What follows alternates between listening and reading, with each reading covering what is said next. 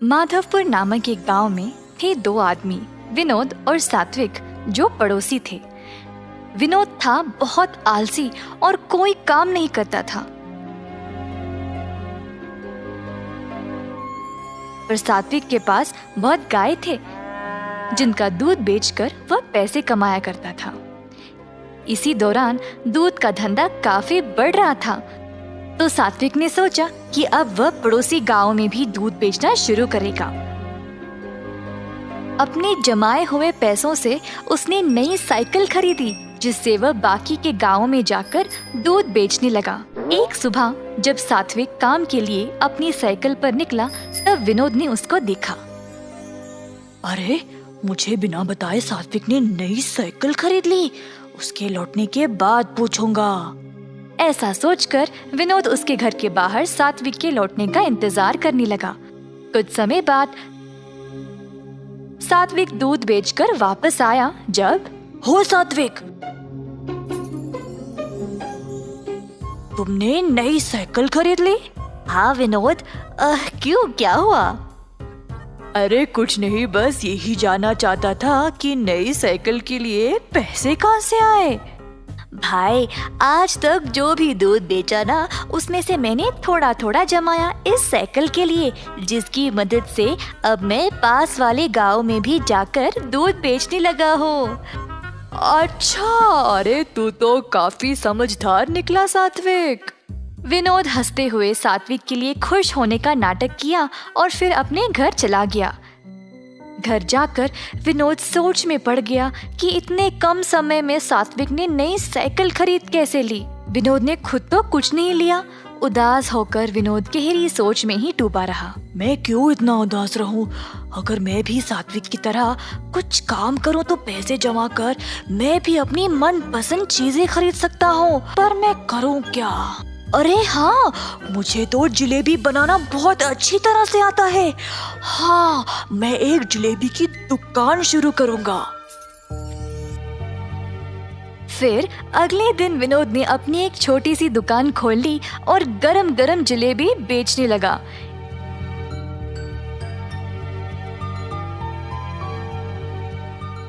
एक जलेबी 5 रुपये, आधा किलो 50 रुपये और 1 किलो 100 रुपये में। इस प्रकार विनोद ने बहुत स्वादिष्ट जलेबी कम भाव में बेचने लगा।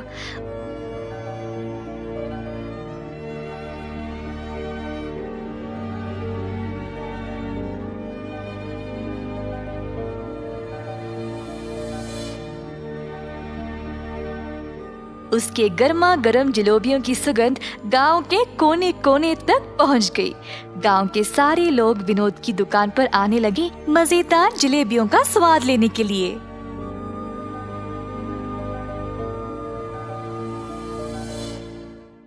कुछ ही दिनों में विनोद की जलेबी बहुत मशहूर हो गई। एक दिन रमेश नामक एक आदमी उसकी दुकान पर जलेबी खा रहा था। वाह विनोद, तुम्हारे हाथों की बनाई हुई जलेबी बहुत ही मजेदार है। इतने कमाल की जलेबी मैंने आज तक खाए ही नहीं भाई, वाह। ऐसा कहकर रमेश जलेबी के मजे ले रहा था और बाकी के लोगों ने भी उसकी बहुत तारीफ की। पूरे गांव में विनोद की दुकान और भी मशहूर हो गई। अब धीरे धीरे विनोद थोड़ा घमंडी बनने लगा। मेरे जैसे जलेबी तो और कोई बना ही नहीं सकता। मुझे जलेबियों का दाम भी बढ़ाना पड़ेगा, इससे मैं और ज्यादा मुनाफा कमा सकता हूँ। दुकान पे आए हुए सब लोगों को विनोद ने बोला, जी आज से एक जलेबी 10 रुपए, आधा किलो 100 रुपए और 1 किलो 200 रुपए में। एक आदमी उदय, जो जलेबी खरीदने आया था, उसने कहा, अरे भाई साहब, जलेबी इतनी महंगी कब से हो गई है? बाकी के दुकानों में तो किलो 100 रुपए में ही बेचते हैं। अगर मेरे जैसे स्वादिष्ट जलेबी कहीं और मिले ना, तो वही जाकर खा लीजिएगा, मुझे कोई फर्क नहीं पड़ेगा। विनोद जैसी स्वादिष्ट जलेबी कहीं और नहीं मिलेगी, ऐसा सोचकर लोगों ने अब महंगी जलेबी खरीदना शुरू कर दी। इस गांव में मेरे जैसे जलेबियों को टक्कर देने वाला और कोई है ही नहीं। गांव वालों को तो अब मेरे स्वाद की लत लग चुकी है। ऐसा सोचकर उसने जलेबी को तोलने वाले तराजू के नीचे सबकी नजर से चोरी एक छोटा सा भार लगा दिया, जिससे वे लोगों को ज्यादा पैसों में कम जलेबियां बेच सके। इसी तरह विनोद का कारोबार उसके अनुसार चलता रहा। एक दिन गांव के जमींदार को विनोद की जलेबियों के बारे में पता चला, तो उन्होंने अपने नौकरों को उसके पास 1 किलो जलेबी लाने के लिए भेजा। नौकर गए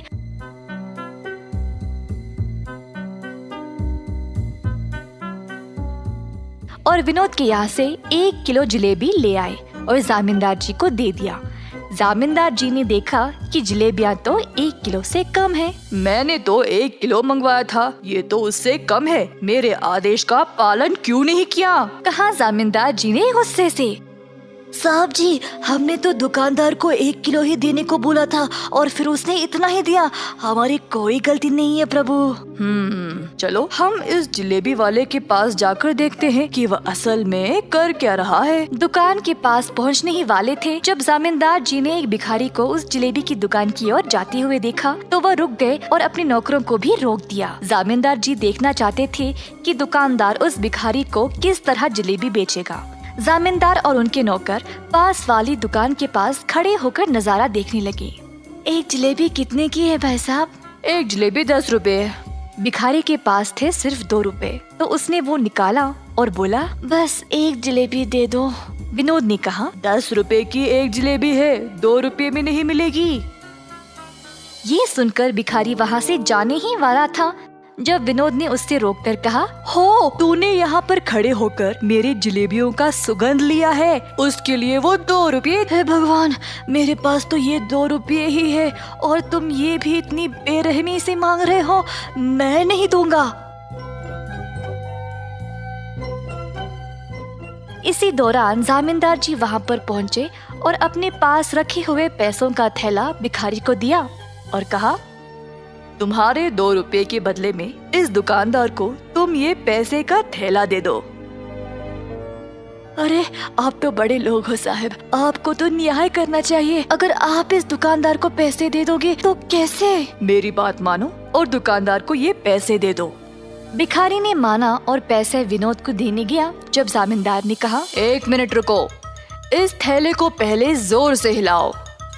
भिखारी ने थैले को जोर से हिलाया तो थैले में से सिक्के छन छन करने लगे। पैसों की आवाज सुनाई दी क्या विनोद? सुनाई दी साहब। अगर ये बात है तो फिर भिखारी ने अपना भुगतान दे दिया है।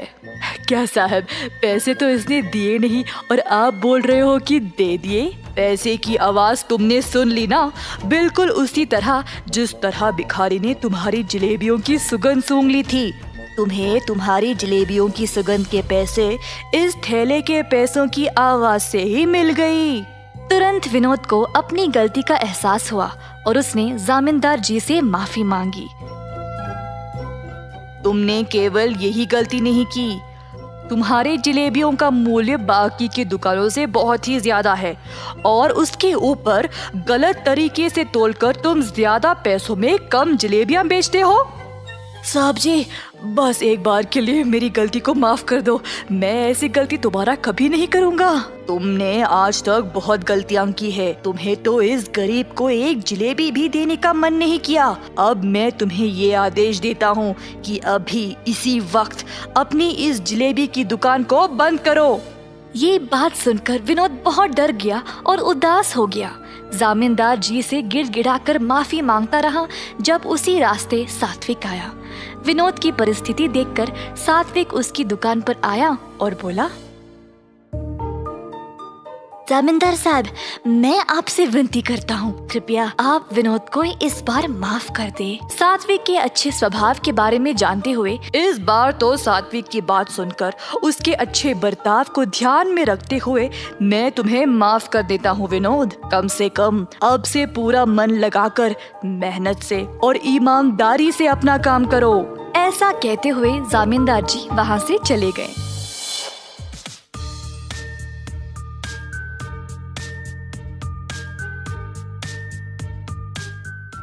सात्विक और जमींदार जी की बात सुनकर विनोद ने अच्छा नाम कमाने का ठान लिया। पूरी लगन और ईमानदारी से उसने दोबारा अपना कारोबार शुरू किया। इस वजह से अब और भी लोग उसके पास जलेबी खाने आने लगे।